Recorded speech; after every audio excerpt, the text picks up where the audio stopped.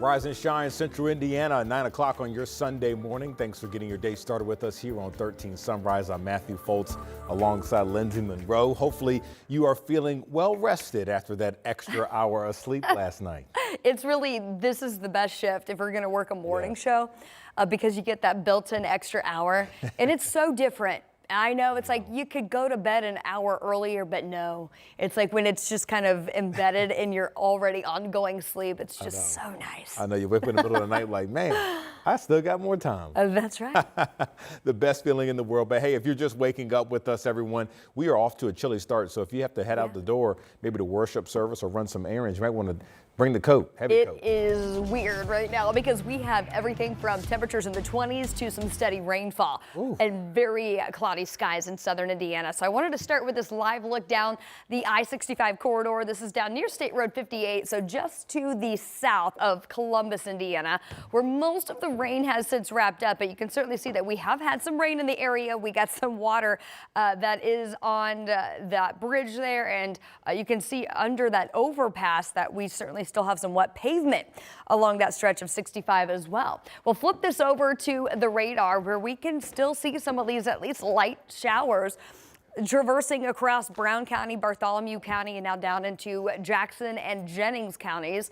Not a lot of heavy rain. In fact, it is starting to wrap up as far as the coverage area of this goes. So we're going to continue to monitor that for you. But where we've got the more widespread cloud cover, temperatures have actually been a little bit more mild in the 40s.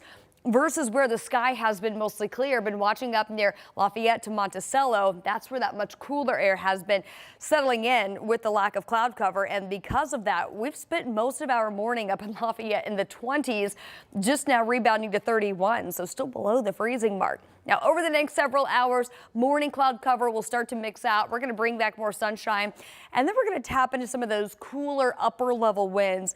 That's going to keep the temperature down by a few degrees today. So overall, looking at a high of just 54 in Indy, and where we hang on to a little bit more cloud cover today in east central Indiana, looking at highs in the low 50s. We're going to kick off a warming trend, though, starting tomorrow.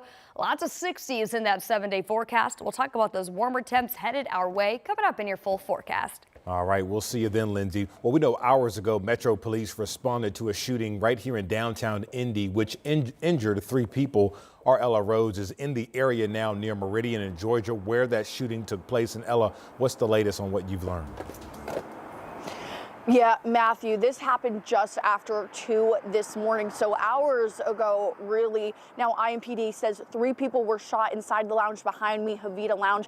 You have to remember also, around the time of the shooting is when a bunch of the bars downtown were letting people out because they were closing down. It's also Halloween weekend, so crowd control was definitely a major part of this scene. So if you take a look at the video on your screen, you can see video from the shooting just moments after it when Metro Police responded. Now, officers say that the shooting happened after a disturbance. They're still trying to piece together what exactly went down. IMPD is asking for people who have video from inside the lounge to send it over to detectives to help with the investigation. Now, medics also took 2 men to the hospital after the shooting, according to IMPD. Now, they say a 3rd victim took themselves to the hospital as well. IMPD says all 3 men are in stable condition. Any shooting that we have is unacceptable.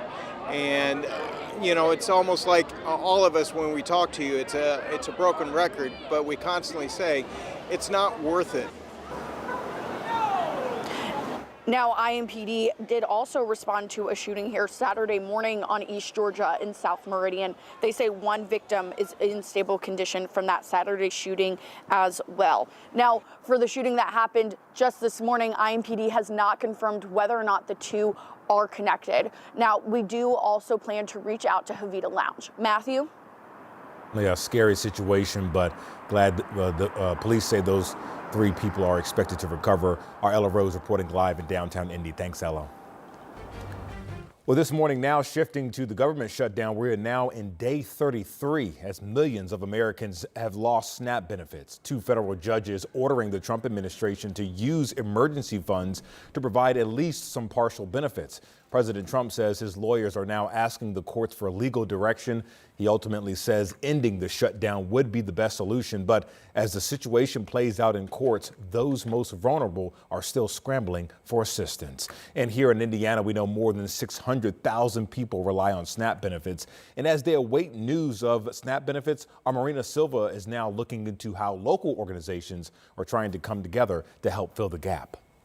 As grocery prices stay high and federal food aid programs still face uncertainty, food insecurity is growing and leaving a lot of families to worry. It's getting what we can't get. Saturday morning was a normal distribution day for Gleaners Food Bank here in Indianapolis. Trunks open, food going in, and families not having to worry about groceries for the week. Fred Glass is the director of Gleaners. He says Gleaners stands ready to help as we mark another month of the government shutdown. We want to continue to be and will continue to be a trusted and reliable partner for Hoosiers facing hunger, as well as the food banks and food pantries that serve them. Organizers say the need is growing. By early morning, employees said it was at least 50% increase in the amount of people than in the past few weeks. More families coming in for help. More parents quietly saying they never thought they'd have to. It's impossible to overstate the impact that SNAP can and does have. It's been in place for 60 years without interruption. It's often the lifeline that keeps people that are already food insecure from being plunged into abject poverty. Over in Lawrence Township, I-Town Church volunteers greeted each family with a smile, a prayer, and a box of groceries to last a family a few days. Honestly, we just want to help the community. We want to provide food. We want to make sure that that kids don't go hungry. Pastor Jera Hoff says this isn't a new thing for their church to do, but the need is growing. In 2 hours, they gave out more than 300 boxes of food to families. Sometimes it's with food and sometimes it's with supplies. For families facing hunger, it's not just about feeding stomachs, it's about feeding hope. In Marion County, Marina Silva, 13 News. And the Office of Public Health and Safety is hosting several food giveaways this month as well. We have the times and locations on our website at WTHR.com. Well, right now, state lawmakers are set to consider redrawing Indiana's congressional map in the upcoming special legislative session. But now we're learning there's a new timeline for that discussion. So the Indiana House Speaker and Senate says that they will not start tomorrow over at the State House. It may not even start in the coming week. Now, you may remember last week, Governor Braun announced that a special session would convene on November 3rd, which would be tomorrow.